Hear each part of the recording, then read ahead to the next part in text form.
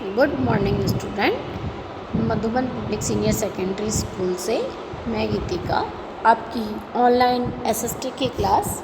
अपन SST में first chapter पढ़ रहे थे अपना संसाधन का।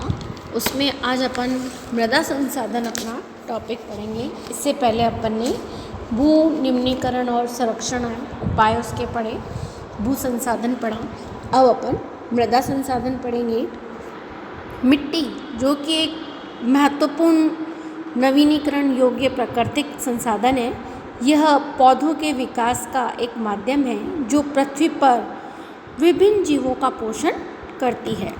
यह प्रक्रिया एक तरह से मृदा को जीवन पर्यंत चलने वाली प्रक्रिया है, क्योंकि मिट्टी की उपजाऊपनता ही हमारी कृषि के भागों का वर्णन करती है।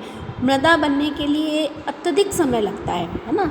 बहुत लंबे समय के बाद में मृदा का निर्माण होता है और शस्त्र में, यानी कि एक बोलते हैं ना कि मृदा का स्तर जो है वो क ख ग घ इस प्रकार से ये स्तर यानी कि परतों के रूप में पाई जाती हैं। यह प्रकृति में अनेक तत्वों में इसके ऊपर काफ़ी तत्वों का इफ़ेक्ट पड़ता है, जैसे कि तापमान का, जल का, पवन का, में और अपघटन की क्रियाओं का। तो अपघटन की, जैसे मैंने बताया आपको अपघटन की क्रियाओं का, तो अपघटन यानी कि टूटना, पृथ्वी का मिट्टी का यानी कि चट्टानों का अपने ही स्थान पर टूटना फूटना क्या कहलाता है? मृदा अपघटन कहलाता है।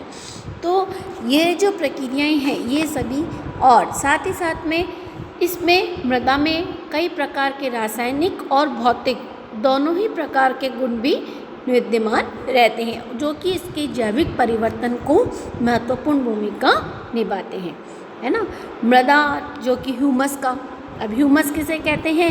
ह्यूमस जिसमें कि पेड़ पत्तों के या जीव जंतुओं के जो उत्पादक के जो जीव हैं, वो उत्पादक का जो पदार्थ है वो मिला हुआ रहता है, तो वह ह्यूमस कहलाता है। मृदा बनने की जो प्रक्रिया है वो पूर्ण रूप से निर्धारित करने वाले तत्वों में रंग, गहराई, उसकी गठन, आयु, रासायनिक और भौतिक गुणों के आधार पर इसको कई भागों में बांटा गया है।